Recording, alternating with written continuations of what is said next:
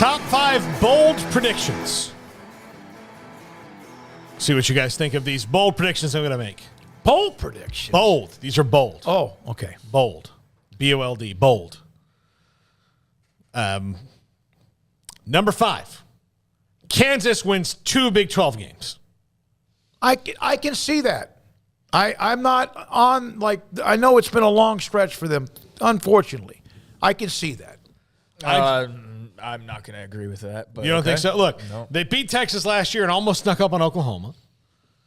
I think there could be a chance for them to.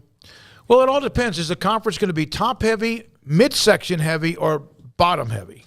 I think it's going to be midsection heavy. I don't really know how top some teams are. I mean, on the poll, somebody has to technically be on top, but for everybody saying, I think Baylor's going to win it, I think Texas is going to win it, I think Oklahoma. Like, how many of those teams are you also projecting to the playoff? Like if it's none of them, then it's pretty much middle heavy then. But if you think that whoever wins is going to be in the playoff, or there's others that could be in contention for the playoff, then it would be top heavy. But I don't think we or anybody really knows that right now. So yeah, I mean, I could see it. Don't get me wrong, I could see it. But I just still think that they've got a ways to go. And I think enough people respect Lance Leipold that I don't know that they're going to like sneak up on teams. You know what I mean?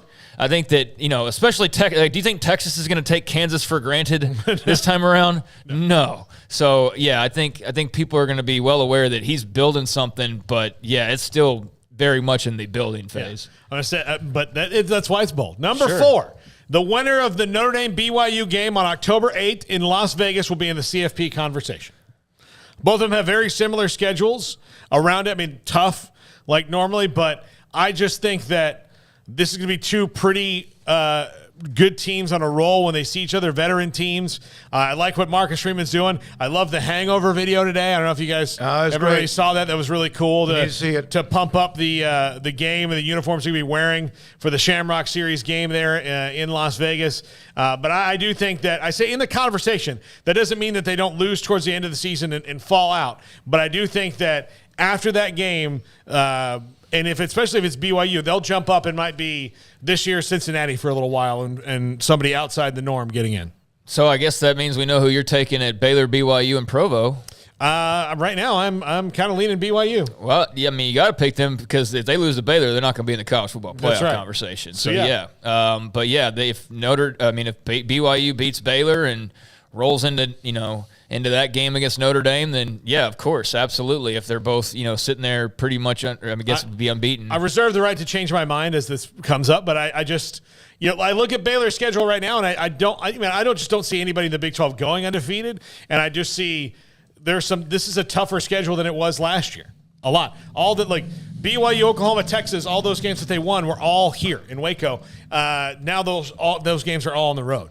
Not to mention a couple others, but those 3. How many games were, like, you hear about Nebraska losing all those one-score games. How many of their games were able to just kind of on the right side of it? That's just good. None of that on Baylor. They have to go to Morgantown, a team that I think will be better this year, but a place that it doesn't matter how good West Virginia is. It's been a house of horrors for Baylor to play in since West Virginia joined the league.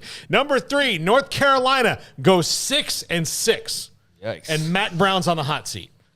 And I say this because I don't like, last year was a really disappointing season for them with the best quarterback they've had in a long time coming off a good season. This is their schedule in 2022. They'll start out 3-0, Florida A&M, App State, Georgia State, 3-0. But then they've got Notre Dame, a game I think that they'll lose handily. Virginia Tech is very much a toss-up because that team under Brent Pry could be better this year. But that could be a win. Miami's going to be better, and they play them October 8th when they should probably be at full steam, you would think. So that's in the middle of the season. Duke, probably a win. Pitt could be a loss. Virginia could be a loss. Wake Forest, with their unbelievable offense, it's going to put 50 points on the board half the weeks of the year. That's on the road. Georgia Tech probably win, but NC State at the end of the year, NC State a dark horse. I think that's 6-6. Better be probably about Georgia Tech. They better beat Georgia Tech, but no, I mean, they went 6-7 last year, so sure. With how the quarterback, they will not be any better this year. Yeah, that would suck for Mac Brown. If that's the case, that would certainly raise the temp a bit on his seat. But yeah, that would be rough. By the way, went back to Brigham Young for a second. Baylor, Oregon, Notre Dame, Arkansas, Boise State, Utah on their schedule. Yeah. I love that's a national schedule. I love Dave, it. they're unbeaten rolling through that into Notre Dame. Then, geez, Louise. Yeah. I think Utah's after Notre Dame, so that's kind of a swing. It is the next to the last game. Yeah. USC will not win the Pac-12. I actually think that's going to be Utah, but that game is also the swing game in that league. USC's schedule kind of looks pretty favorable to them this year. And I would say they're a 9-3, 10-2 team at worst if the talent works out and the coaching upswing happens with Lincoln Riley as it should. But I think Utah, a more complete team, a better team, a more cohesive team this year because they did it together last year. I think, and whether anyone agrees or AAU or God knows what, I think their mentality is very close to a lot of teams now in the Big 12 with the way that Whittingham coaches that's an easy schedule. and who they are, just their personality. USC's? Yes. Yeah. Like, geez, what an easy schedule. I mean, should Rice, Stanford, Fresno State, at Oregon State, Arizona State at home, Washington State at home, and then finally at Utah. But, they should roll into that Utah road game. Undefeated. They should. On a roll. Yeah. Yes, they absolutely should. Is Fresno State a gimme? Now that their coach and all that's gone. Yeah. So It's USC. It's USC. Well, no, I know. But if this is Lincoln Riley, big bad USC with Caleb Williams as transfer court, you damn well better beat Fresno State. Oh no, there's no question. I know that.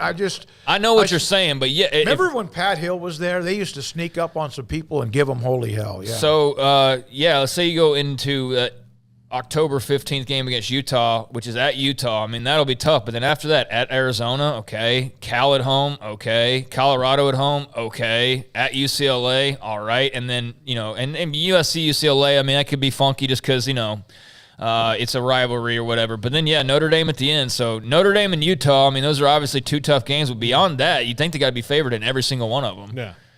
Yeah, and part of my Notre Dame hype right now might be that I'm very bullish on Marcus Freeman. I think he's going to be only great. because of the uniform reveal. No, he's done a hell of a job before. I really like what he does. All right, number one, Kansas State will keep at least two teams out of the Big 12 championship game.